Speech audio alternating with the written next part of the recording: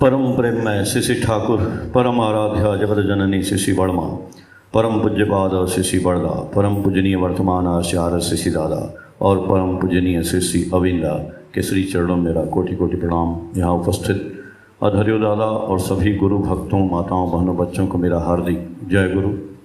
आज का सत्संग बहुत 5-6 परिवार की तरफ से हो रहा है। हम लोग ठाकुर जी से आप सबके मंगल की कामना करते हैं और जितने लोग भी आए हैं ठाकुर जी मंगल की कामना करना क्या है। अभी आप लोग देखें कि दादा लोगों ने बताया, अभी विश्वास की बात हुई, फिर ठाकुर जी ने जो अनुभूति बताई पहले से आदमी के बारे में, तो वो ठाकुर जी बोले कि साइंस और अध्यात्म, अध्यात्म और विज्ञान यदि दोनों को तौला जाए तो आध्यात्म ही बड़ा पाया जाएगा, क्योंकि आध्यात्म के अंदर से ही साइंस निकला। साइंस क्या करता है? साइंस कहता है कि कोई भी चीज़ का इन्वेंशन हुआ तो उसको सब आदमी यूज कर सकता है। बिजली बन गया, बिजली सब लोग यूज करता है। आध्यात्म क्या करता है कि मैंने उसको गेन किया और मैं ही बिजली जला सकता हूँ, सिर्फ इंडिविजुअल के लिए। लेकिन ठाकुर जी का अध्यात्म, उसी को ठाकुर जी बोल रहे हैं कि जब पुरुषोत्तम आते हैं धराधाम पे तो उस अध्यात्म को साइंस बना के सबके अंदर प्रवेश कराने की बात बताते हैं कि ये जो मेरे अंदर है वो आपके अंदर कैसे आ जाएगा, इसकी बात उन्होंने बताई है। केवल मैं नहीं अनुभूति करके आदमी को बता दूंगा कि वो मछली देके जा रहा है तो बीमार हो जाएगा।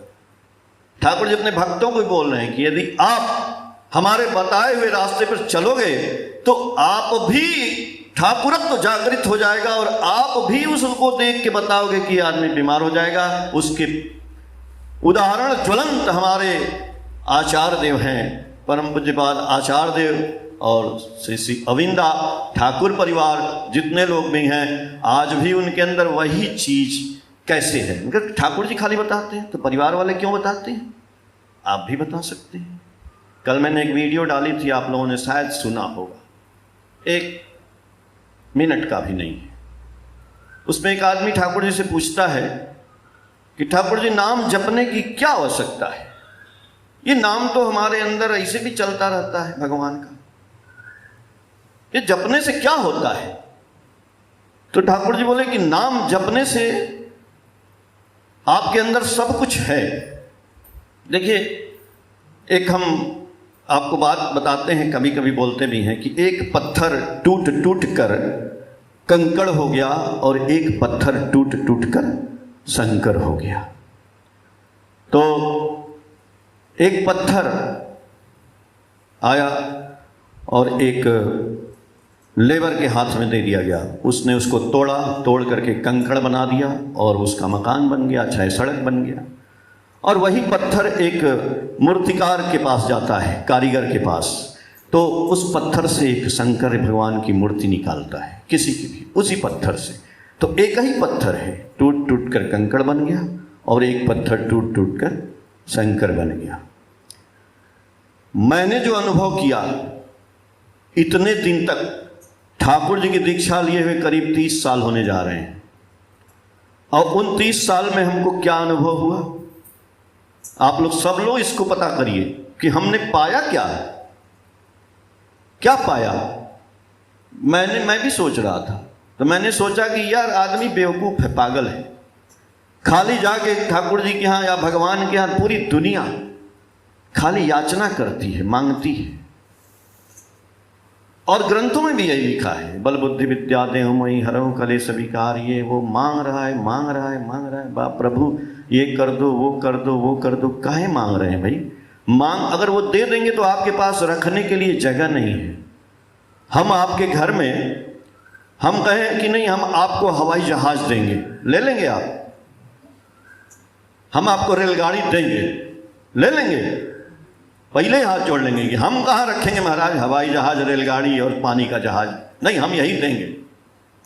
हम तो मांगते हैं बहुत गुरुजी से, आपके पास है रखने का? गुरुजी तो दे देंगे, लेकिन हम लोग रख ही नहीं पाएंगे। तो गुरुजी बोले वही बात है कि नाम जपने से क्या होता है।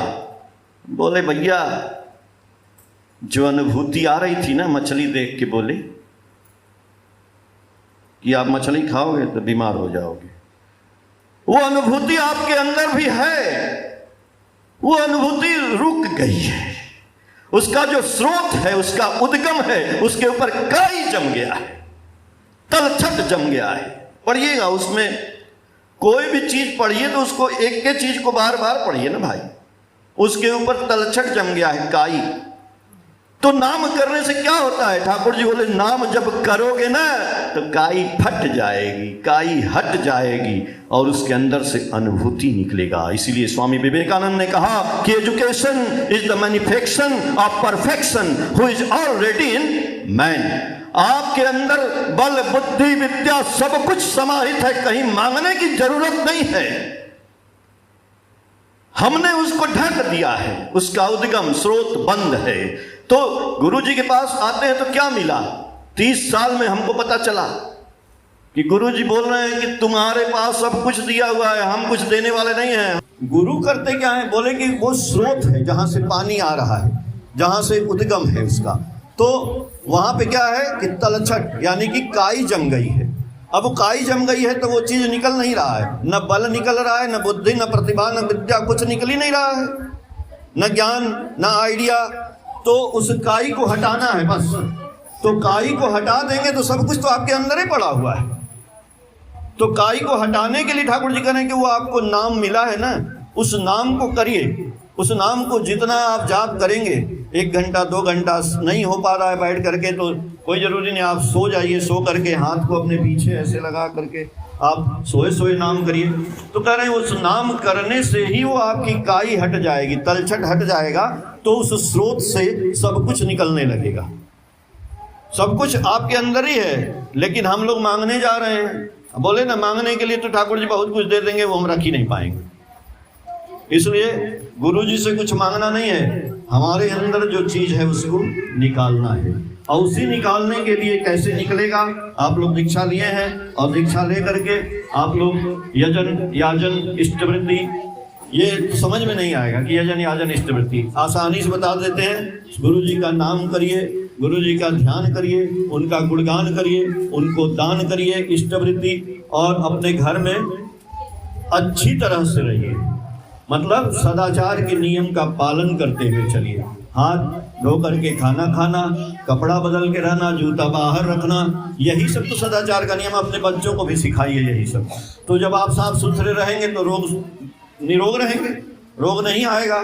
सब कुछ सुंदर ढंग से रखना, अपने घर में ठाकुर जी की फोटो अच्छी तरह से रखना, मंदिर को सजा के रखना, अपने शरीर को भी साफ सुथरा रखना, अपना जो है जैसे भी आपको नहाना धोना, बच्चों को सबको अपने, यही तो नियम है, यही पूजा है। और थोड़ी कुछ बोल रहे हैं कि नहीं आप केला लाइए, आप माला चढ़ाइए, कुछ मत करिए, इसकी जरूरत नहीं है। जरूरत है आपको सुंदर बनने। आप सुंदर बनिए बाहर से और अंदर से दोनों। बस मेरी यही आपके लिए मंगल की कामना है। जय गुरु।